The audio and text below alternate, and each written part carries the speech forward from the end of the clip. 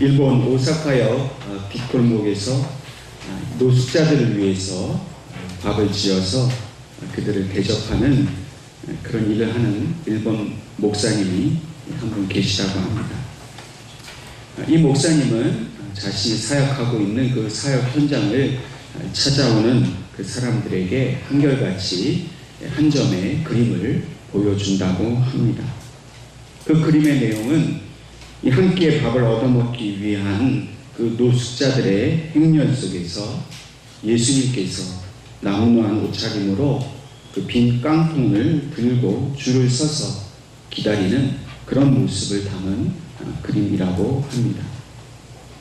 목사님께서는 예수님께서 바로 그 노숙자들 사이에 서 계신 모습을 보았다고 합니다.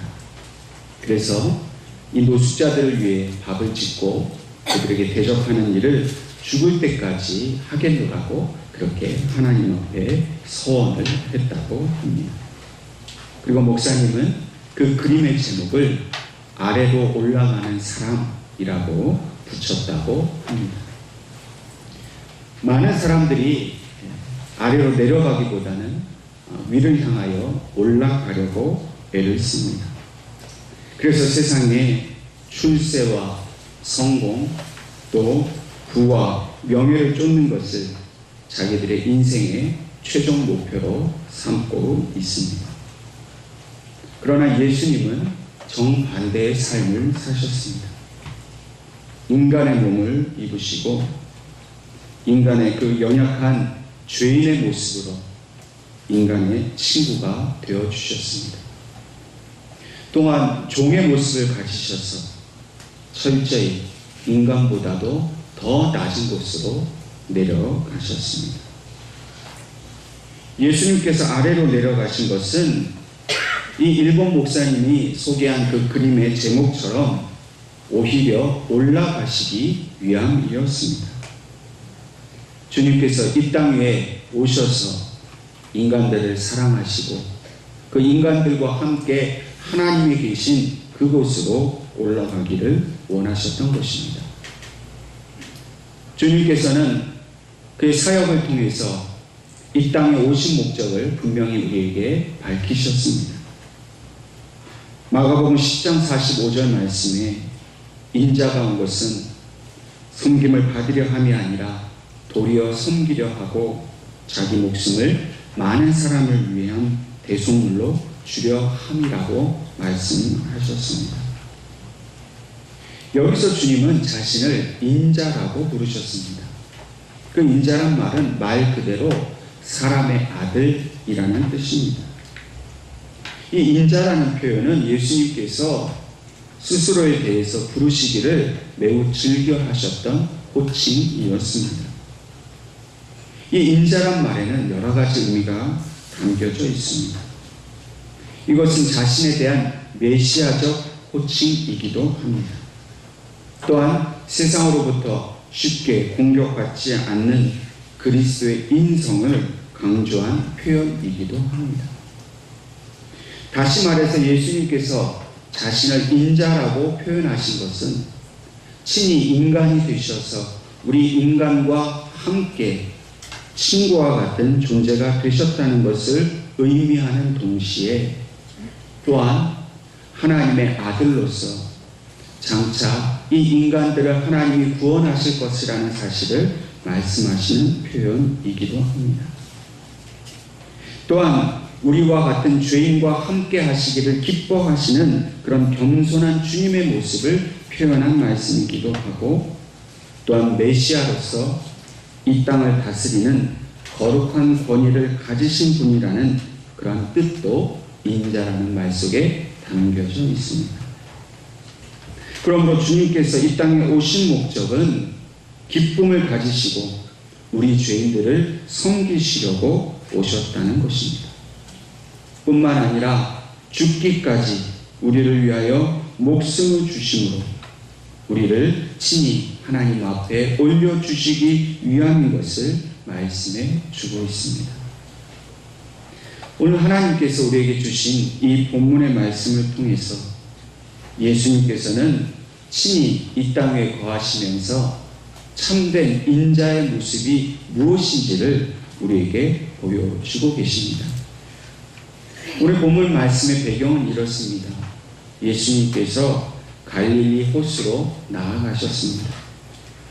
본문 함께 읽은 13절 말씀을 보면 그 갈릴리 바닷가에 큰 무리가 나와서 예수님께서 그들을 가르치셨다고 말씀하십니다. 아마도 이 가르침의 내용은 천국의 복음을 가르치신 것으로 보여집니다. 예수님의 이러한 모습은 마치 큰 교회를 이끌어 가시는 담임 목사님과 같은 그런 모습을 보여주고 있습니다. 수많은 사람들이 모였기 때문에 물론 예수님께서는 그 사람들 하나하나를 다 알지도 못하셨을 것입니다. 그런데 주님께서 그 말씀을 마치시고 나서 그 지역을 지나시다가 세관에 앉아있는 알페오라는 사람의 아들인 레위를 보시게 되었습니다. 사실 예수님께서는 예수님을 따르는 그 수많은 무리들만으로도 충분했을 것입니다. 사람이 많기 때문에 놓치는 부분도 분명히 있었을 것입니다. 그런데 예수님은 항상 그 수많은 무리들 속에서 예수님께서 결코 놓치지 않는 그 한 사람을 늘 주목하고 있었습니다. 주님은 사람들이 많다고 해서 놓치지 않고 주님이 찾으셔야 하는 그 한 사람을 반드시 찾으셨다는 겁니다. 주님이 찾으시는 사람은 어떤 부류의 사람들이었을까요? 부자나 높은 지위를 가진 그런 사람들이나 많이 배운 사람들이 결코 아니었습니다. 주님께서 어디를 가시더라도 꼭 찾으시는 그 한 사람은 바로 연약한 사람, 또 병든 사람, 또 그 가난한 사람, 또한 죄인들이었습니다. 예수님께서 그 수많은 군중 속에서 세리 레위에게 주목하셨습니다. 어쩌다가 본 것이 아니라 일부러 예수님께서는 그 세리 레위를 찾으셨습니다. 오늘 이 마가복음의 본문의 말씀은 마태복음 9장에도 동일하게 그 내용이 나와 있습니다. 마태복음 9장 9절 말씀을 보면 이 레위라는 사람이 바로 마태복음의 저자인 마태라는 사실을 우리에게 말해 주고 있습니다. 아마도 예수님을 만나기 이전의 이름이 레위였고 또 예수님을 만나서 주님의 제자가 된 이후에 마태라는 이름으로 이름이 개명된 것 같습니다. 근데 이 마태라는 이름의 뜻은 하나님의 선물이라는 뜻입니다. 레위라는 이름도 좋지만은 그러나 예수님을 만나고 그가 하나님의 선물이라는 이름으로 바뀌게 되었다는 것입니다. 다시 말해서 이 레위가 마태로 변하게 된 이 사건은 주님께서 이 땅에 우리를 위하여 오신 그 목적을 설명해 주시는 아주 좋은 이해가 되고 있습니다.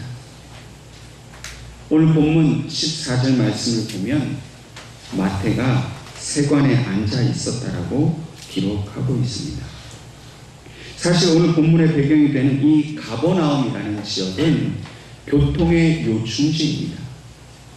북쪽인 이 데가볼리라는 지역에서 오는 사람들이 갈릴리를 통해서 유대 땅으로 들어오는 아주 중요한 관문이었습니다. 이 보통 세리라는 사람들은 이 로마 정권을 위한 세금 징수 대리업자들이었습니다. 이들은 로마 정부로부터 면허를 받아서 같은 동족인 이 유대 사람들에게 세금을 걷는 일을 하는 사람들이었습니다. 이 세리는 두 종류의 그 세리가 있었습니다. 첫 번째 세리들은 유대 백성들로부터 일반적으로 수입세나 또 인두세와 같은 그런 일반적인 세금을 걷는 세리들이었습니다. 또 다른 한편의 세리들은 달이나 또 국도나 항구에서 그 통과세를 받거나 또 함께 들여오는 그 물건에 대해서 관세를 매기는, 그래서 그 관세를 걷는 그런 세리들이었습니다.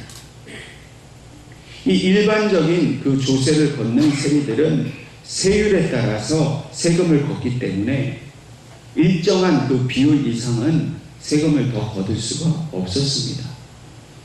근데 문제는 이 통과세나 관세를 걷는 세리들이 문제였습니다. 이들은 자기 임의대로, 자기 마음대로 그 세금을 매기고 그 세금을 착복하는 그런 일을 하는 경우가 많았습니다. 그러므로 이 세관에 앉아서 사람들의 오고 가는 길에 이 세금을 걷고 있는 마태는 더 악한 부류에 속한 그런 세리입니다. 그렇기 때문에 많은 이스라엘 백성들로부터 사람 취급을 받지 못했습니다. 더 나아가서는 매국노라는 소리까지 듣게 되었습니다. 이렇게 사람들로부터 경멸을 받고 사람들로부터 외면을 당하고 있는 이런 레위를 향해서 주님께서는 나를 따르라 라고 말씀을 하신 것입니다. 예수님께서 이 레위에게 나를 따르라 라고 말씀하신 것은 레위에게만 하신 말씀이 아니라 이 예수님의 그 부르신 제자들 모두에게 하신 말씀입니다. 다시 말해서 이 나를 따르라 하는 것은 예수님의 제자로 부르신 음성이었습니다. 뿐만 아니라 이 말씀은 한번 나를 따라와 보라 하신 이런 일회적인 말씀이 아니라 지속적으로 계속적으로 나를 따르라 하신 말씀입니다.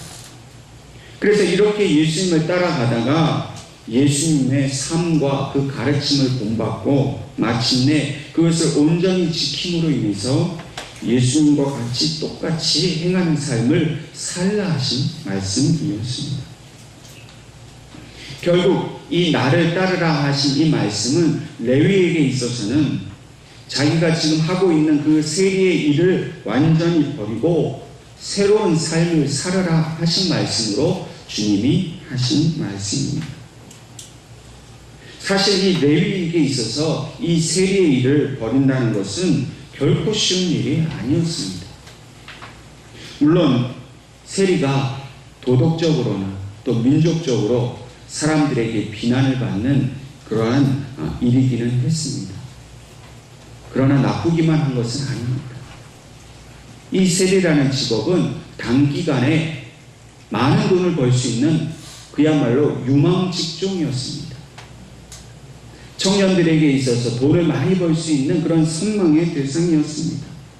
겉으로는 다 욕했지만 속으로는 부러워하는 그런 직업이 바로 세리였습니다.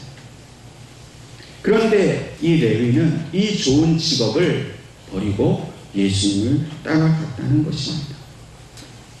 시간이 남아서 궁금해서 한번 따라가 본 것이 아니라 아예 이 세리는 예수님을 따라감으로 자기 직업을 완전히 버렸습니다.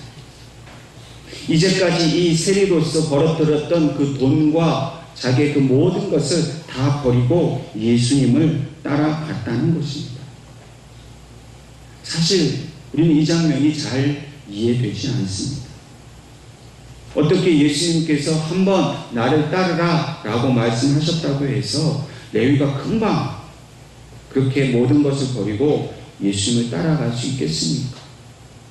만약 우리에게 주님께서 이런 말씀을 하셨다면 적어도 생각할 보일 시간은 우리에게 필요하지 않았겠습니까? 기도 좀 해보겠습니다. 집에 가서 좀 상의 좀 해보겠습니다. 하지 않았겠습니까? 그런데 레위는 즉시로 순종하며 따랐습니다. 이유가 있습니다.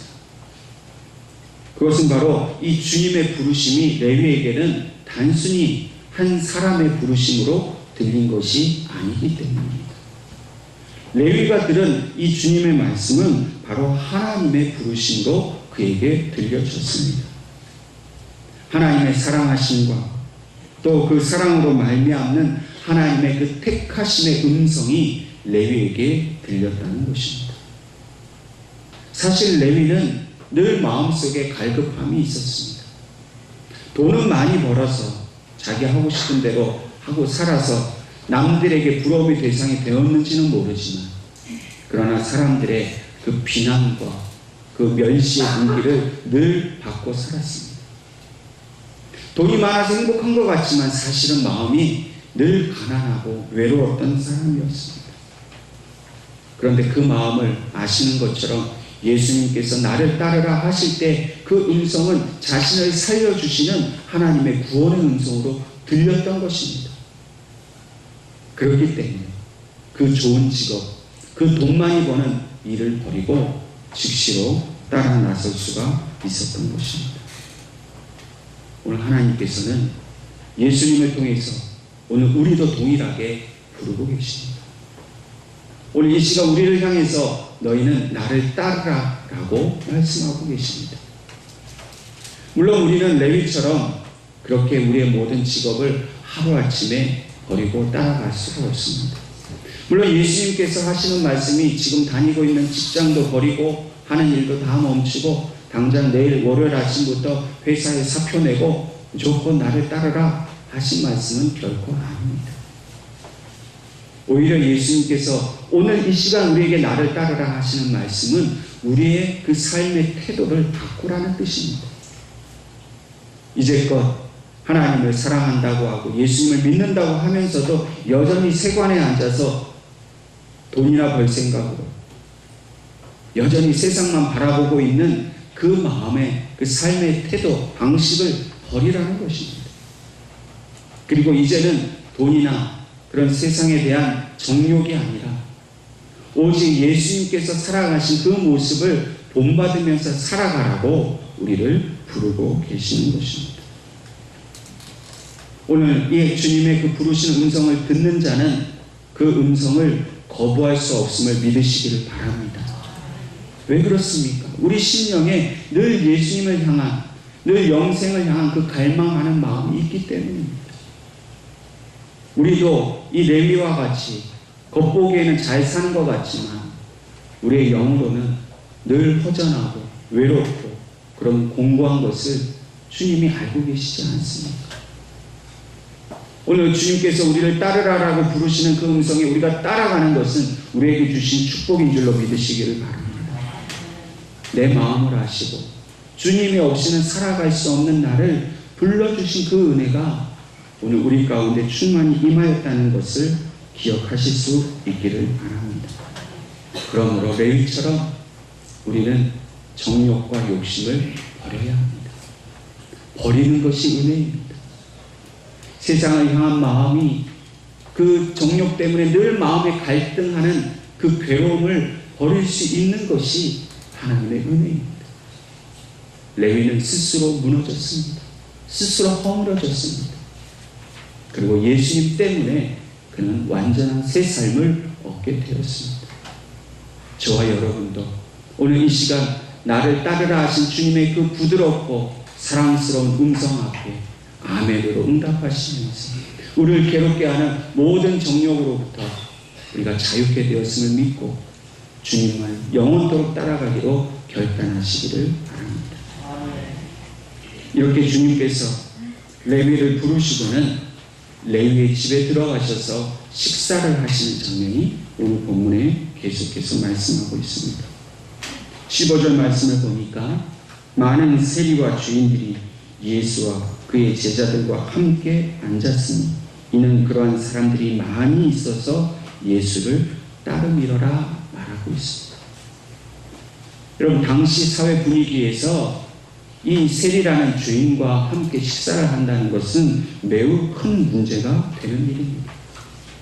그런데 이제 아예 그를 예수님을 그 따르기를 원하는 수많은 세리들과 그 죄인들과 함께 앉아서 예수님과 함께 식사를 하고 있다는 것입니다.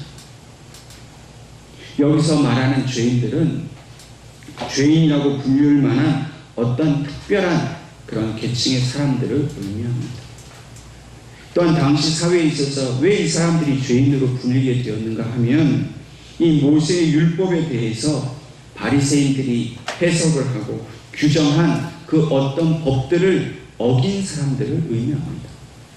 다시 말해서 이 죄인들은 무슨 도둑질을 했다든지 살인을 했다든지 하는 이런 형사법적인 죄인이 아니라 단순히 그 모세 율법을 어겼다라는 이유로 정죄받은 그런 종교적 죄인들을 의미합니다. 여러분, 이러한 죄인들은 억울함이 많은 사람입니다. 단순히 바리새인과 서기관들에 의해서 정죄를 당했기 때문에 억울하고 할 말이 많은 사람들입니다. 이러한 사람들이 예수님을 찾아와서 예수님과 함께 식사를 한다는 것은 어쩌면 너무나 당연한 일이었는지 모릅니다. 그럼에도 불구하고 이 세리와 죄인들이라고 불리우는 사람들은 당시에 그 모든 사람들에게 비난받고 또 저질스러운 계층으로 그렇게 인정되었던 사람들입니다. 그런데 이러한 사람들과 함께 식사를 하는 모습이 이 바리새인인 서기관들에게 보여진 것입니다. 어쩌면 예수님은 이 죄인과 세리들과 함께 식사하는 모습을 이 바리새인과 서기관들에게 일부러 보여주신 건지도 모릅니다. 왜냐하면 이것은 주님께서 그들을 향한 무언의 설교였기 때문입니다. 주님은 세리와 죄인들과 함께 식사함으로 인해서 이 사람들에게 주님께서 진정 이 땅에 오신 목적을 말씀하고 싶으셨던 것입니다. 그것은 바로 나는 이러한 죄인들과 함께 살기 위해서, 이러한 죄인들을 위해서 이 땅에 오셨다는 것을 말하고 싶으셨던 것입니다. 그러나 이 모습을 보고 있는 바리새인과 서기관들은 결코 주님의 뜻을 이해하지 못했습니다. 오히려 예수님께 대해 비난하기 시작했습니다. 예수님의 제자들을 붙들고 어떻게 이러한 죄인들과 함께 식사를 하는가? 어떻게 이러한 비천하고 천한 사람들과 이런 죄인들과 식사를 할 수 있겠는가? 라고 예수님을 비난했다는 것입니다. 그러나 예수님은 어떻게 하셨습니까? 이러한 바리새인과 서기관들의 비난을 두려워하지 않으셨습니다. 그들의 비유를 맞추려고 하지 않으셨습니다. 오히려 그 자리에 함께 식사하고 있는 세리와 죄인들을 친구로 여기시면서 그들을 더욱더 사랑해 주셨습니다. 그리고 주님께서는 오늘 마지막 17절 말씀을 통해 최후의 한 말씀을 이 바리새인과 서기관들에게 해주셨습니다. 건강한 자에게는 의사가 쓸데없고 병든 자에게라야 쓸데있는 일. 나는 의인을 부르러 온 것이 아니고 죄인을 부르러 왔노라 라고 말씀하셨습니다. 여기서 예수님이 말씀하시는 이 건강한 사람, 건강한 자는 진짜 누가 보아도 건강한 사람이 아니라 율법적으로 스스로 의롭게 여기는 바리새인과 같은 사람들을 빗대어서 하신 말씀입니다. 특별히 우리의 온전한 치료자 되시는 예수 그리스도의 그 은혜를 거부하는 사람, 그가 바로 자칭 건강한 사람이라는 것입니다. 또한 이들은 스스로 모세의 율법에 근거한 그런 의인이라고 주장하는 사람들이었습니다. 그러나 겉으로는 건강해 보이는지 모르고 의롭게 보이는지 모르지만 실제로는 건강하지 못하고 실제로는 불의한 사람들이 바로 이들이었습니다. 그들은 스스로 건강하다고 여겼지만은 그 건강에 대한 판단은 하나님만이 하실 수 있는 일이었습니다. 아무리 자기 자신이 나는 건강하다, 나는 의롭다 주장한다 할지라도 그들이 하나님 말씀 앞에 비추어보고 하나님의 말씀으로 진단해 보면 그 숨은 병들이 그 안에 온전히 다 드러나 있는 것을 우리는 알게 된다는 것입니다. 그들은 겉으로만 그런 척하였지 그들의 마음속에는 교만과 악함과 더러움과 그 모든 그 죄악들이 온전히 숨어 있었습니다. 이 바리새인과 서기관들이 만약 자기들의 숨겨져 있는 이 더러움을 주님 앞에 내놓았다면 그들은 분명히 치유받았을 것이 분명합니다. 그러나 그들은 철저히 외식으로 교만으로 그들의 병을 감추고 겉으로 건강한 척 하였습니다. 그들이 아무리 의인이라고 주장하지만 예수님보다 의로울 수 없습니다. 오히려 자신을 의롭다라고 그 주장하는 교만의 죄만 더욱더 크게 지을 뿐이었습니다.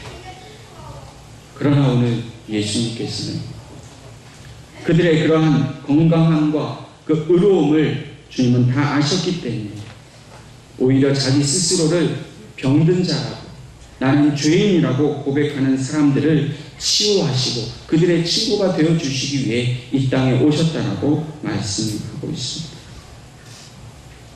오늘 이 세리와 죄인들은 예수님께 분명히 치유받고 용서받았을 것이 분명합니다.